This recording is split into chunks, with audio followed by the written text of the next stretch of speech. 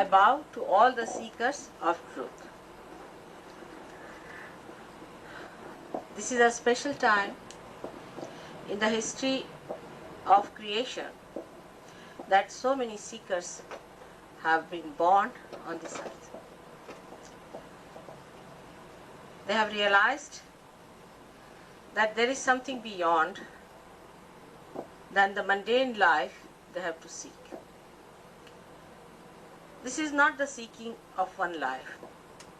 It is the seeking of ages, which is being prophesied, has to be fulfilled now.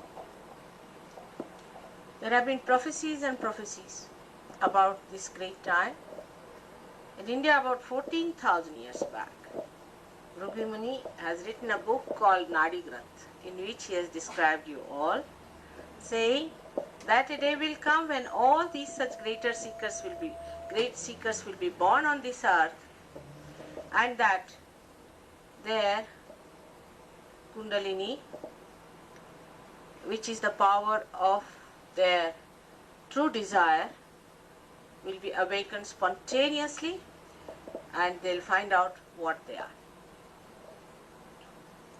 But also there has been prophecies about many fake people coming on this earth, and they will try to delude and take people away from truth.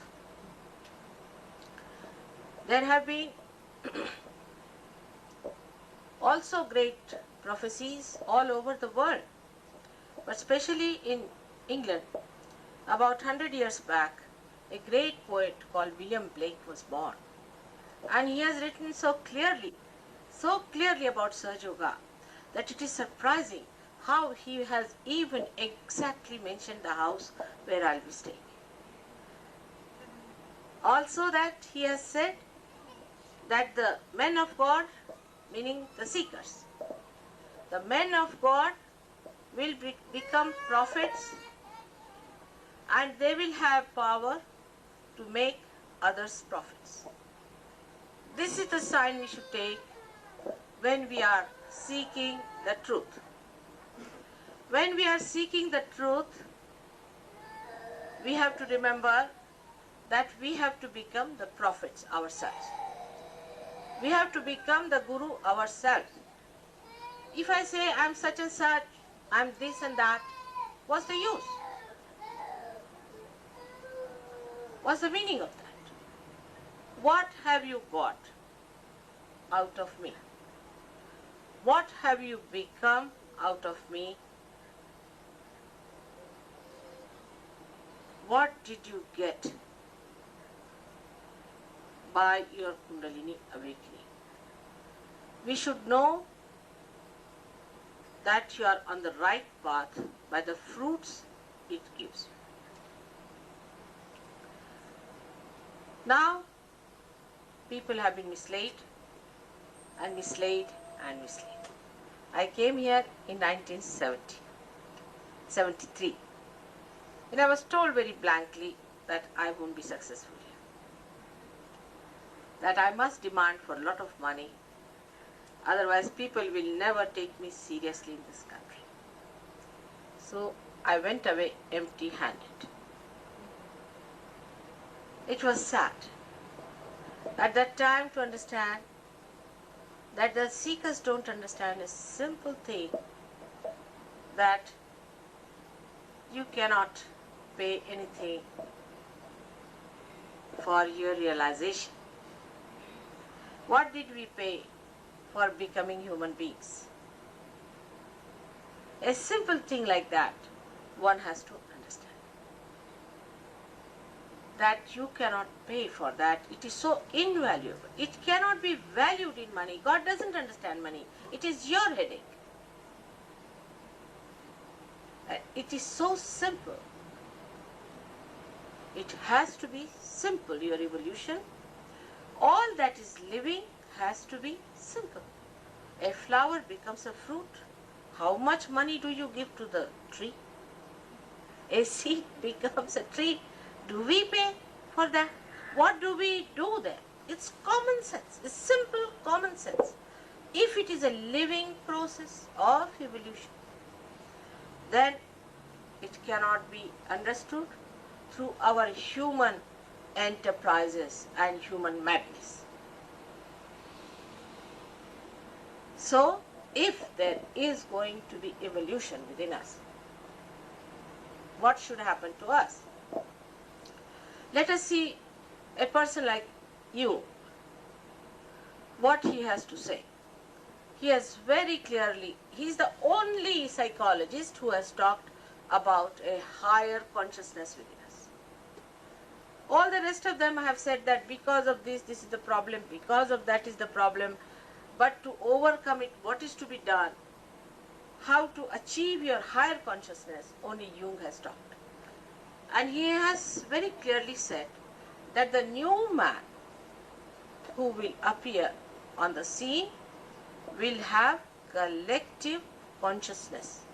It will not be just a lecture that we have to form a United Nations organization and then fight among ourselves. But it is a reality that will be within us, felt as consciousness on our central nervous system. Just like I can feel the heat or the cold. In the same way we are going to feel others and ourselves on our fingertips. Another great personality, that of Muhammad Sahib, has clearly said that at the time of resurrection, your hands will speak. It's clearly said. And if you read Quran, you will be surprised that most of it has dealt with the resurrection and not with the doomsday. But they want to talk about the doomsday so that they can frighten everyone that you are going to be doomed, so better be there paying all the money to these people who represent some sort of an organization. Now we have to know that when we believe in something, before we becoming the absolute, actually we use our mental projections. You project yourself into any realm, go on projecting mental projections, but they are on a relative plane that you exist. Means it may be true, may not be true. It's just mental projection. Mostly it is not true. All our thinking about our economics, politics, everything is just a mental projection, and that's why everything has failed everywhere. Whether it is here or in Russia or in Japan, everything has failed completely. Take it from me, I have traveled all over. Nowhere it seems that people are happy. In the same way, in the realm of God also we have our mental projections. Like some people believe that I am a great Muslim and that Muhammad was the last person, and because I call myself Muslim, I will be taken straight from this earth to the heaven. Khomeini believes like that. How many will agree with that? Now there are Christians, all kinds. So many types of Christians have come out of one Christ that it is impossible to understand. Like they asked Mahatma Gandhi, why don't you become a Christian if you believe Christ? He said, all right, I'm willing. But tell me which church? What church should I join? And the person who asked kept quiet. This is what exactly is. And the young people today who are seekers are confused, absolutely confused. They can't understand that why, when they talk of God, why do they fight in the name of God? Why do they become fanatic? Why they shout? Why are they such angry people? Yesterday I had a funny experience that some people brought some Bibles to hit me. Can you imagine? Really, it was so. I saw them bringing Bibles to hit me. And I just started laughing. I said, look at this now. That they have come here to hit me with a Bible. I mean, this is the best that could happen to any. Such absurdity in this world. Once upon a time they used to carry a Bible in one hand and a pistol in another. But now it's another thing. They are using the Bible as the pistol. So when you see all these things and these confused people, these misled people, you start wondering, is there God? If there is God, why there is so much of madness and why we are behaving like that? Now I say there is God. He exists. He exists within us as our spirit. Everything is within us. We have every power within us. Only thing, we are not yet connected to the mains. Like this instrument, if it is not connected to the mains, you won't be able to hear me at all. In the same way, if you are not connected with the divine, whatever you do is mental projection, which can create confusion, which will give nothing substantial, and everything will sound absolutely unreal. That is the time described as the time of complete confusion. You will be born at the time where there will be complete confusion and you will go mad with that confusion. Because that is the time, in that confusion, only people try to seek the truth. That they realize it is a very relative world and there is something missing somewhere which we have to find out. And what is that missing? Is within you, is your spirit. You have to become the spirit. You are the spirit. But your attention is outside, and in this attention, if the spirit starts shining, you become the spirit. As a result of this happening, many things happen.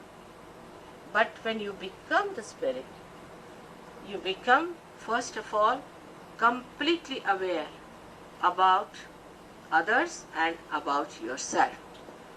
You do not know about yourself. Till people get mad, they don't know they are becoming mad. Till they get their cancer, they do not know they are going to die of cancer. Till they get to some diseases, they don't know that they are going to suffer like this. So till these things happen to you, you do not even feel that that has started within you, that this destruction has started building up within you. You do not know that where are you. The reason is you do not know what you have got within yourself. Now I hope Warren has told you about the centers that we have within us, and I was amazed when I came in 73, I talked about this, they taped my lecture, and already there are many books written about it. Not only that, but this twice born business also started with that. You see, they used all the terminologies that I have used, and when I came, the person who was here, who sponsored me, he said that you must get everything, what you call the registered or something like that, that they do. And I said, why? Why? They said, because they'll use. I said, let them use, it's a good idea. At least they will know these words, and once they find out that this is not so, they'll throw it away and seek for reality. So it doesn't matter. I don't mind anything. If they want to do anything, let them do it. Let these words go into their heads and let them understand that within us lies this marvelous thing called Kundalini in the triangular bone. Now look at that. This bone is called a sacrum in Greek language. That means the Greek knew about this power within us. Otherwise, why should they call it a sacred bone? It's a sacred bone. And this sacred power lies within that. Now what is this sacred power? Is a 3.5 coil power of pure desire. Now the sense of purity in this confusion people don't understand. But I'll try to explain to you that the other desires we have apart from this tend to create more desires. Like in economics they say that wants in general are not satiable. Means you want to have today a chair, then you want to have a table, then you want to have a house, and then you want to have a car, then you want to have a helicopter. You go on like that. So that is not a true desire, because if it was your true desire, you would have been satisfied with it. So what is your true desire then? The true desire within you is the desire to be one with the divine. That is your true desire.